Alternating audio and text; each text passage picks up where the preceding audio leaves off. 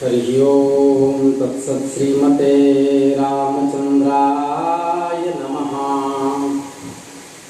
श्रीमते रामानंदाचार्याय नमः। श्रीमदूकदासाय नमः। प्रहलाद नारद पराशर पुंडरीका व्यासाम्बरीश शुक शौनक भीष्मदाभ्याम रुक्मांगदार्जुन वसिष्ठ विभीषणादीन पुण्यानिमान परम भागवतां नमामि।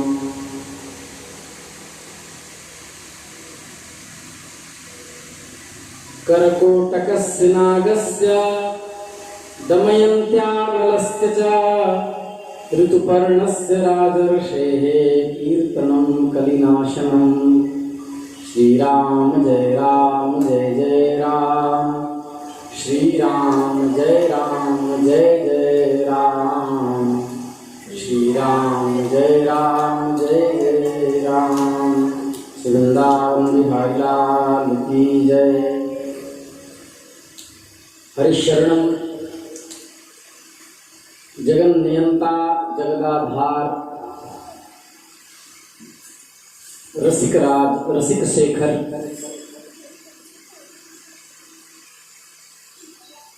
गोपी आनंद कंद भगवान श्री कृष्णचंद्र जी की असीम अनुकंपा से हम आप सब श्री कृष्ण लीला के माध्यम से सत्संग लाभ प्राप्त कर रहे हैं। यदुवंशियों के कुल पुरोहित थे श्री गर्गाचार्य जी महाराज। तो बड़े तपस्वी थे। एक दिन नंद बाबा के गोकुल में आए। श्री वसुदेव जी की प्रेरणा से गोकुल में आए। उन्हें देखकर नंद बाबा को बड़ी प्रसन्नता हुई। उनके चरणों में ग्वाल वालों ने, नंद बाबा ने, उपनंद आदि ब्रज नायकों ने प्रणाम किया। गर्गाचार्य जी उच्च कोटि के महापुरुष थे, भगवत भक्त थे। तो कहा, आप जैसे महात्माओं का हमारे जैसे गृहस्थों के घर आना परम कल्याण का कार्य। घर में किसी सन्यासी के, किसी महात्मा के चरण पड़े तो बहुत पुण्य का कारक है। जरूर ही ठाकुर जी की कृपा है। मेरे जैसे वेश बना के घूमने वाले नहीं, सही महात्मा जो भगवान के भक्त हों वो यदि घर में आवे तो जानना चाहिए कि भगवान की अहेतुकी कृपा है।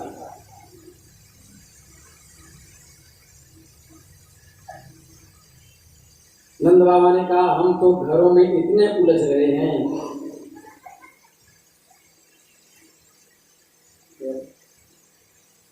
चित्त हमारा इतना दीन हो गया है कि गृहस्थों के घर इतने प्रपंच रहते हैं कि हम सब आपके आश्रम में नहीं आ पाते। इसलिए आप बिना बुलाए यदि आप मेरे यहाँ आए तो मेरा ये असीम सौभाग्य है। हे भगवान,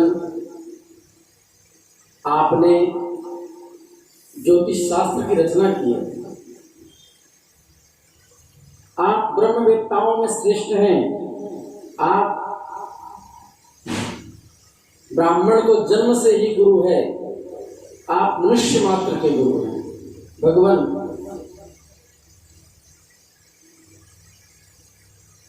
मैं सब जगह यदुवंशियों के रूप में अभी तो प्रतिष्ठित हूं, किंतु आप हम सब के आचार्य हैं।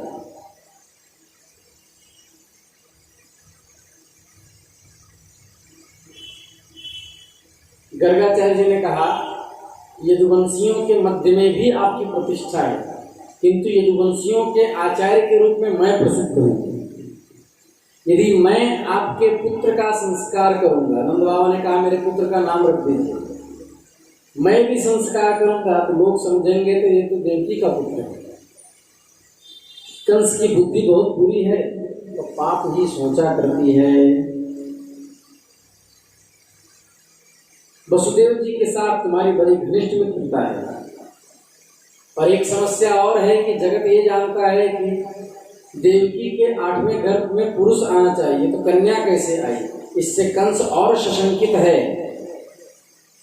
और यदि मैंने नाम रखा तो समझेगा यही कुछ गड़बड़ है, दाल में काला है, बालक यहाँ आ गया है। गर्गाचार्य तो संस्कार करना चाहते ही थे, क्योंकि उन्होंने नंदनंदन श्री कृष्ण को देखते ही जान लिया कि साक्षात परब्रह्म है और हमारा सौभाग्य होगा इनके गुरु बनने का।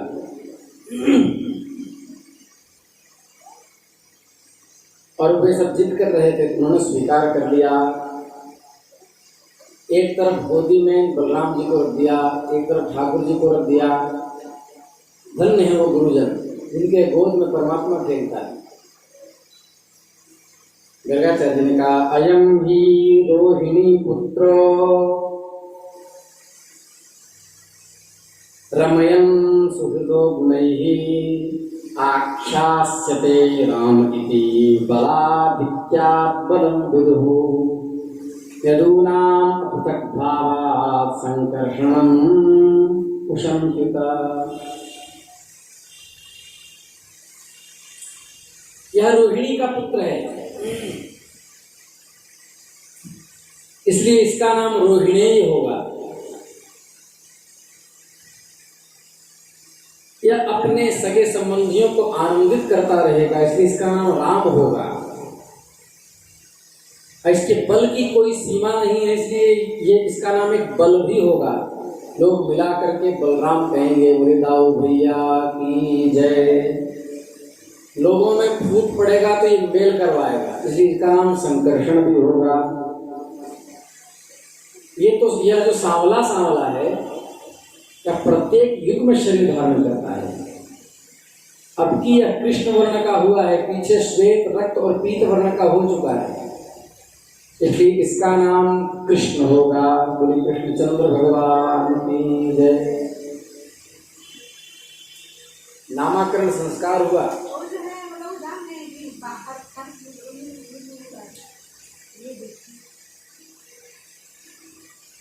ये सब भगवान के अनन्य निष्ठ भक्त हैं।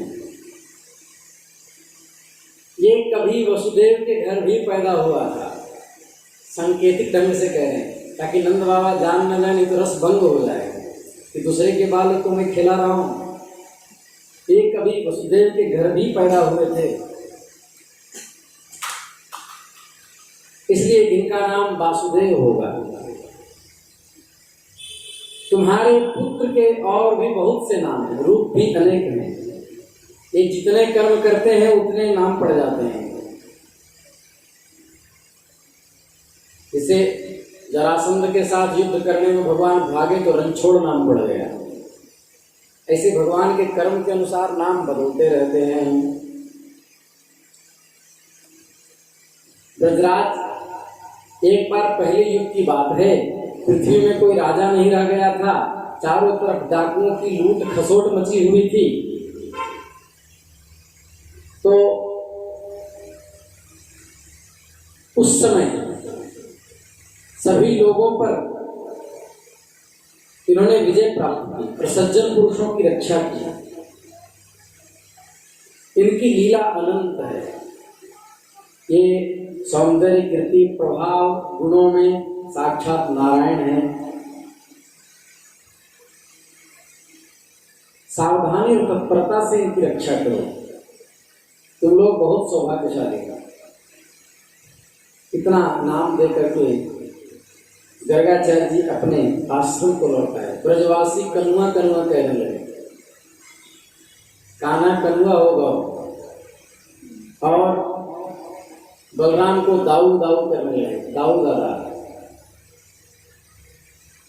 नंद बाबा को बड़ा आनंद हुआ, उनकी आशा लालसा पूरी हो गई। परीक्षित कुछ दिनों के बाद राम और श्याम हाथों के बल बकैयां चलने लगे, जैसे गोविंद चलता है, खींच खींच करके जमीन को बकैयां चलने लगे। दोनों भाई अपने अपने नन्हे पांवों को गोकुल की कीचड़ में घसीटते हुए चलते। उस समय उनके पांव और कमर के घुंघरू रुंझुन रुंझुन झंकार करते, असंपूर्ण महल गुंजायमान होता। गोपियों का हृदय इस ध्वनि को सुनकर के खिल उठता। माताएं यह सब देख देख करके स्नेह से विभोर हो जाती, उनके स्तनों से दूध की धारा बहने लगती। शरीर में कीचड़ का बॉडी लोशन लगाते, कीचड़ का अंगराग, बॉडी लोशन को हिंदी में अंगराग कहते हैं, कीचड़ का लगाते, सुंदरता और बढ़ जाती, भगवान पांडु वर्ण के दिखने लगते। माताएं उन्हें आते ही हाथों से गोद में लेकर हृदय से लगा लेती। जब वे दूध पीते तो मुख में स्तनों को लेकर के माँ के मुख को झांकते रहते, मुस्कुराते रहते। उस समय यशोदा जी का आनंद का ठिकाना नहीं रहता। मानो ऐसा प्रतीत होता कि समुद्र में हिलोरे मार मार कर डूब उतरा रही हो, इतनी प्रसन्न होती। कन्हैया और बलदाऊ बड़े ही चंचल खिलाड़ी थे। कुछ बड़े हुए कहीं हिरण गाय आदि सिंह वाले पशुओं के पास दौड़ जाते, तो कहीं धड़कती हुई आग में कूदने चले जाते।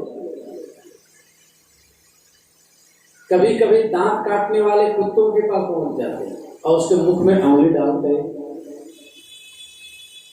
तो कभी आंख बचाकर तलवार उठा लेते, कभी कुएं के पास खेलने लगते, कभी जल में गिरते गिरते बचते, जिसे बच्चे करते हैं। कभी मोर आदि पक्षियों के निकट चले जाते, कभी उसके नाक खींचने लगते, कभी बाल नोचने लगते। एक बार तो सांप को पकड़ के ही खेलने लगे। कभी कांटों की ओर बढ़ जाते, माँ उन्हें बहुत प्रकार से बचाती, झुनझुना खिलौने में फंसा करके रखती।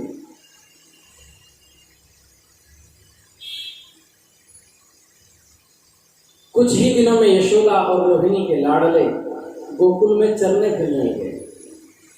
शून्ये चोरयत स्वयं निज गृहे हयंगवीनं मणिस् स्तंभे स्वप्रतिबिंबमिव शितवतस्तेनैव सार्धं धिया भ्रातर्मापदमातरं मम समो भागस्तवापीहितो कुंक्षेत्यालपतो हरेः कलवचो मात्रारः श्रूयते। एक दिन सांवले सलोने ब्रजकुमार घर में स्वयं ही माखन चुरा रहे थे। अब बदमाशी प्रारंभ हो गई, माखन चुरा रहे थे। उस समय सामने खंभा था, जो मणि से खचित खंभा था, इसमें मणियां, वैदुर्य मणियां चमकती थी। वैदुर्य मणियों के खंभा में जो शीशे की तरह दिखता था, उसमें भगवान की छवि बन रही थी आईने की तरह। वे डर गए और प्रतिबिंब से बोलने लगे अपने चित्र से, अरे भैया, मेरी मैया को कहियो मत, तेरे भाग भी मेरे बराबर ही मुझे स्वीकार है, ले खा ले। माखन खा करके उस प्रतिबिंब को खिलाने लगे, खा ले भैया खा ले। यशोदा माता कोकिली वाणी सुन रही थी, उन्हें बड़ा आश्चर्य हुआ। वे घर के भीतर घुसी, माता को देखते ही श्री कृष्ण ने अपनी प्रतिबिंब को दिखला करके बात बदल दी। कहीं माता ये न समझ ले कि मैं चोरी कर रहा हूं, तो बिंब को दिखला के बोला, भैया मैया मैया यह कौन है, यह कौन है? लोग बस तुम्हारा माखन चुराने के लिए घर में घुस गया है। मैं मना करता हूँ मानता ही नहीं, मैं क्रोध करता हूँ तो ये भी क्रोध करता है, मैं आंखें दिखाता हूँ ये भी आंखें दिखाता है। मैया तुम कुछ मत सोचना, ठीक? मेरे मन में माखन का तनिक भी लोभ नहीं।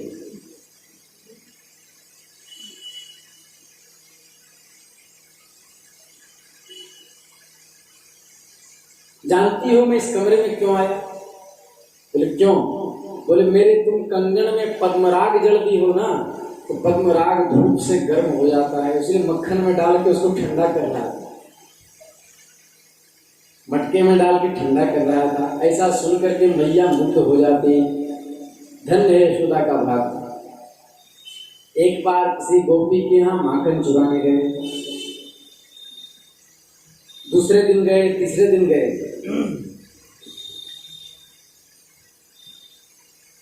तो तो उसके बाद गोपियों ने पकड़ लिया, कहा चल मैया से कहते हैं, तो हाथ छुड़ा करके भाग गए। गोपी शिकायत करने के लिए मैया के पास आ गई। जब आई तो मैया शिकायत करने लगी। ठाकुर जी वहीं खड़े थे, तो माथा उन्होंने लटका दिया। मैया क्यों रे, चोरी कर सीख गया है तू? नंद बाबा का नाम कटवाएगा, नाक कटवाएगा, उनको बदनाम करता है। क्या तेरे घर क्या कमी है बता जो तू चोरी करता है? भैया मैंने कब चोरी की? तो गोपियों ने कहा झूठ बोलता है, तू मेरे घर आया था, आने के बाद तुमने मेरे दोनों सोए में हाथ बांध दिए, खाट में हाथ बांध दिए और ग्वाल बालों के कंधे पे चढ़ के तू चोरी कर रहा था, झूठ बोलता है। ठाकुर जी ने कहा मैया वो तो परसों की बात थी, परसों की बात थी, कल तू नहीं आया था। नहीं नहीं, मैं कल कहाँ गया था? बताओ तुम्हारे पास प्रमाण क्या है? मैया तुम जानती हो मैं जब घर से निकलता हूँ सब गोपियां पकड़ करके हमको इतना चुम्मी लेती हैं कि मेरे गाल छिल जाते हैं। कल गोपियों ने हमें पकड़ के कहा कि कन्हैया कन्हैया नाच करके दिखा तो तुझे माखन दूंगी। तो मैं इनके घर गया, तो यशोदा मैया ने कहा तू तो कह रहा था कि कल तू किसी के घर नहीं गया, और ये बात परसों की थी। मैया मेरी गलती नहीं है, तुम जब डांटती हो ना तो आज कल परसों सब इधर उधर हो जाता है। ऐसे ठाकुर जी कहने लगे।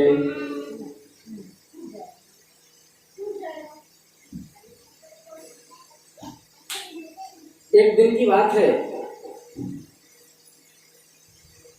पूर्ण चंद्रमा की चांदनी की छिटकारी चंद्रिका में संपूर्ण आंगन प्रकाशित हो रहा था। यशोदा मैया के साथ गोपियों की गोष्ठी जुड़ी हुई थी। गांव की महिलाएं आपस में पंचायत लगाती हैं, प्रपंच करने का माताओं का बड़ा अभ्यास होता है, सबके घर की कथा कहना। तो गोपियों की गोष्ठी लगी हुई थी, वहीं नंदनंदन श्री कृष्ण खेल रहे थे। श्री कृष्णचंद्र की दृष्टि चंद्रमा पर पड़ी, उन्होंने पीछे से यशोदा मैया का घूंघट खींच दिया तो कहा मैया मैया, और चोटी खोल करके खींचने लगे, बार बार पीठ थपथपाने लगे। मैया मैया मेरी सुनो, मैं लूंगा मैं लूंगा, तोतली तोतली बोलने लगे, मैं लूंगा। मैया ने कहा क्या लेगा, बोलता क्यों नहीं है? तब स्नेह दृष्टि से बैठी हुई गोपियों की ओर देखा, बार बार उंगली दिखाने लगे। तो गोपियों ने कहा लल्ला माखन लोगे ना, दही ना, खुरचन ना, मलाई ना, ताजा मक्खन ना, बेटा रो मत, जो मांगोगी सो दूंगी, जो मांगोगे सो दूंगी, बोल क्या लेगा? श्री कृष्ण ने धीरे से कहा घर की वस्तु नहीं दूंगो। अंगुली उठाकर चंद्रमा की ओर संकेत किया, वो माखन लूंगो। गोपियों ने कहा अरे बाप, ये कोई माखन का लौंदा थोड़े है, हाय हाय ये हम लोग कैसे दूंगे? ये जानते हो ये क्या है लल्ला? बोले क्या है? बोले प्यारा प्यारा हंस आकाश के सरोवर में तैर रहा है, ये हंस है। श्री कृष्ण ने कहा मैं तो हंस ही लूंगा, मुझे तो हंस ही चाहिए, मुझे हंस ला करके दो। गोपियों ने कहा वो हंस आकाश में तैर रहा है, वो माखन नहीं है। अब और भी मचल गए, धरती पर पांव पटक पटक करके रोने लगे, आंखें मीचने लगे, हाथों से गला पकड़ करके दो दो दो दो कहने लगे। अब सब परेशान, बेटा तुझको किसने बहला दिया? यह राजहंस नहीं है, यह आकाश में रहने वाला चंद्रमा है। श्री कृष्ण हट कर बैठे, मुझे तो चंद्रमा चाहिए, हमें अभी चाहिए, इसी वक्त चाहिए।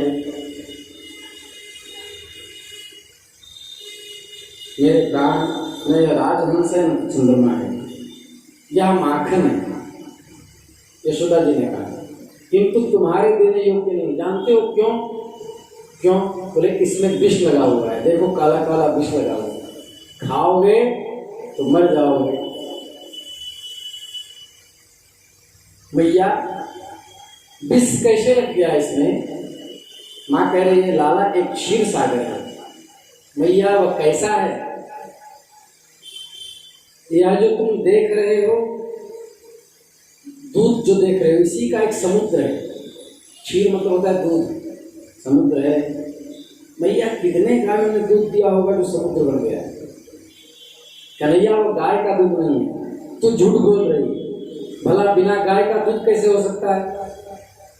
बस जिसने गायों में दूध बनाया वह गाय के बिना भी दूध बना सकता है। भैया वह कौन है? वह भगवान है। अब उसके ऊपर मत जाना, वहां मैं बता नहीं पाऊंगी कि भगवान को किसने बनाया। अच्छा ठीक है, आगे कहो। सुनो, एक बार देवता और दैत्यों में लड़ाई हुई। असुरों को मोहित करने के लिए भगवान ने क्षीर सागर को मथा। मंदराचल रही बनी वासुकी नाग की रस्सी, और एक और देवता लगे, एक और दानव। जैसे गोपियां दही मत्ती है ना,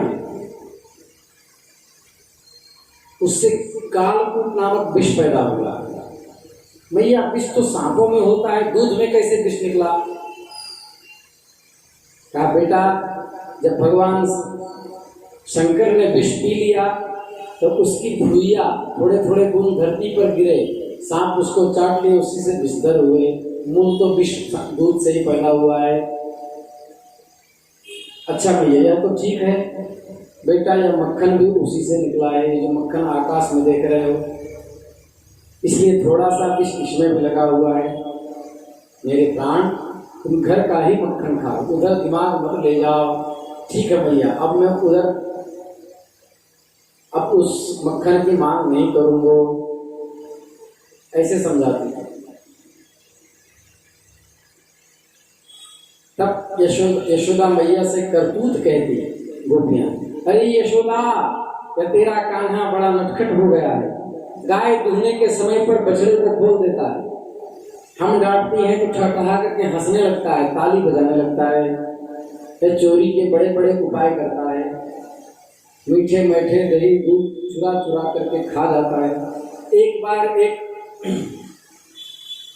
घर का कोई मालिक ऊपर छेका टांग करके, और ठाकुर जी के चंचलता को वो सब ग्वाल बाल जानते थे, इसलिए उस घर का मालिक ने छीका जहाँ टांगा था उसी के नीचे खाट डाल करके सो गया। तो चोरी करेगा कहाँ से? छीका बहुत ऊपर टांग दिया। ग्वाल बाल सब शांत थे, खाट उठा करके दूर ले गए, दूर रख दिया। उसमें से श्री दामा जी को छींक आने लगी तो ठाकुर जी ने नाक दबा दिए। उसके बाद एक दूसरे के कंधे पे चढ़ते चढ़ते ठाकुर जी ऊपर पहुंच गए। ऊपर पहुंचे, छीके से निकाल निकाल के खाने लगे। कुछ बंदरों को दे दिया, बंदर भी साथ में चलते थे क्योंकि उनको बढ़िया फ्री फ्री में मिल जाता था। ग्वाल बाल भी खाने लगे। इतने में वो मालिक जाग गया, जाग करके पकड़ना चाहा तो सब ग्वाल बाल हट गए। ठाकुर जी वहाँ छिक्का में झूल गए, अब नाचने लगे, ऊपर ही ऊपर ऐसे घूमने लगे। नीचे उतर, तुझे बताता हूँ, नीचे उतर डंडा लेकर के आया, तब तक वो रस्सा टूट गया। ठाकुर जी धड़ाम से गिरे। गिरे उसके बाद भी, गिरने के बाद ग्वाल बाल एक भगवान के पांव पकड़े, एक ने हाथ पकड़ा और लेकर के भागने लगे। बंदर जो छिक्का टूटा था उसके मिट्टी पात्र में मक्खन लेकर के भाग पड़े, उसको भी नहीं छोड़ा कि अब गिर गए तो इसको क्यों छोड़े। ऐसे ऐसे भगवान लीलाएं करते। एक बार तो एक खाट डाल के सो रहा था, ठाकुर जी उसी के ऊपर धड़ाम से गिर गए। गनीमत थी उसके प्राण नहीं निकले और उसके नाक फूट गए। ठाकुर जी बहुत कृपा थी उसकी, ठाकुर जी के मार से नाक फूटी, कोई प्रारब्ध कट गया होगा। जानती हो यशोदा, केवल अपने ही खाता तो एक बात थी, बंदरों को बांट देता है। जब वे भी पेट भर जाने पर नहीं खा पाते तब यह हमारे माटों को फोड़ डालता है। ये मटका क्या है? ये गोपियों के पूर्वकृत पाप पुण्य के संस्कार हैं। इसको तोड़ करके भगवान शून्य कर देना चाहते हैं ताकि भक्त भगवान के योग्य हो जाए। ये आसक्ति है, आसक्ति को भगवान फोड़ रहे हैं। आज की कथा यही कहेंगे। श्री वृंदावन बिहारी लाल की जय। नमः पार्वती पतये, हर हर महादेव। श्रीमन्नारायण नारायण नारायण हरि, हमारे लिए देर प्रभु काहे को करी। देर न करी प्रहलाद भगत को, खंभ फाड़ तुम आए हरि। हमारे लिए देर प्रभु काहे को करी। वृंदावन